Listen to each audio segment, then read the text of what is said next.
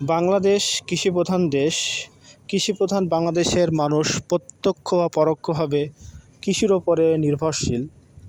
এমন কোনো মানুষ নেই যে গ্রামীণ বাংলার এই কৃষি কাজের সঙ্গে সম্পৃক্ত ছিল না। একসময় যখন কলকারখানা ছিল না, যখন বড় বড় শিল্প প্রতিষ্ঠান ছিল না, তখন মানুষ এই কৃষির ওপরে নির্ভরশীল ছিল, আমরা সবাই কিন্তু জানি। তো দেখতে পাচ্ছেন বাংলাদেশের কৃষির অন্যতম একটি প্রধান উৎস হচ্ছে ধান, যা আমরা খাদ্য হিসাবে আমরা ব্যবহার করে থাকি। যেদিকেই দু চোখ যায় দিগন্ত জোড়া ধান ক্ষেত। এই ধান ক্ষেত কিছুদিন আগেও কিন্তু সবুজ ছিল, বাট এখন কিন্তু আস্তে আস্তে এই ধান ক্ষেতগুলো পাকতে শুরু করেছে, সোনালি বর্ণ ধারণ করতে শুরু করেছে।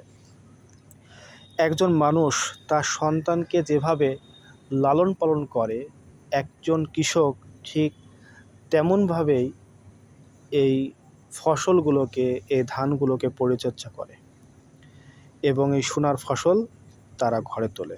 আমরা নবান্ন উৎসবের কথা আমরা জানি যে চাষিরা যখন নতুন ধান ওঠে তখন তারা বিভিন্ন ধরনের পিঠা, পায়েস বা আত্মীয় স্বজনকে দাওয়াত দেয়, বিভিন্ন ধরনের উৎসবের আয়োজন করে থাকে। আবার এই সময় গ্রামীণ বাংলার যে হালখাতা, সেগুলোও কিন্তু প্রচলন আছে। তো এই কৃষির সঙ্গে গ্রামের যে মানুষগুলো সম্পৃক্ত, তারা কিন্তু বিভিন্নভাবে কিন্তু এই কৃষিকাজ করে থাকে এবং সুন্দর সুন্দর এই সোনা কিন্তু তারা ফলিয়ে থাকে। আমরা অনেকেই কিন্তু এই কৃষি পেশাকে অবজ্ঞা করি, অবহেলা করি। আমরা কৃষকদের মূল্যায়ন করি না।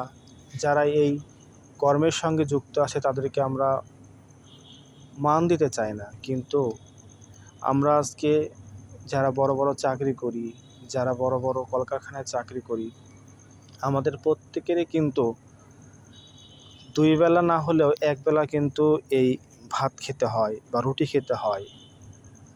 এগুলো কিন্তু এই কৃষি থেকেই আসে। তা আমরা কখনোই মানুষকে অবমূল্যায়ন করব না। আমরা সবাইকে সমান চোখে দেখার চেষ্টা করব। অনেককে আমি দেখেছি যে তারা বড় বড় জায়গাতে প্রতিষ্ঠানে পড়াশোনা করে। তাদেরকে যখন বলা হয় আপনার বাবা কী করে, তারা কিন্তু নিজেদেরকে একজন কৃষকের ছেলে, একজন শ্রমিকের ছেলে বলে পরিচয় দিতে লজ্জাবোধ করে। কিন্তু কোনো পেশাই কিন্তু কারো কাছে ছোট নয়। তাই আমি একটা কথাই বলবো যে সবাই সব ধরনের পেশাকেই কিন্তু আমাদের মূল্যায়ন করা দরকার, আমাদের সমানভাবে গুরুত্ব দেওয়া দরকার। সেটা কৃষক হোক, সেটা ডাক্তার হোক, সেটা মাস্টার হোক, সেটা ইঞ্জিনিয়ার হোক, যে পেশাতেই থাকুক না কেন, তাদের সবাইকেই কিন্তু মূল্যায়ন করতে হবে।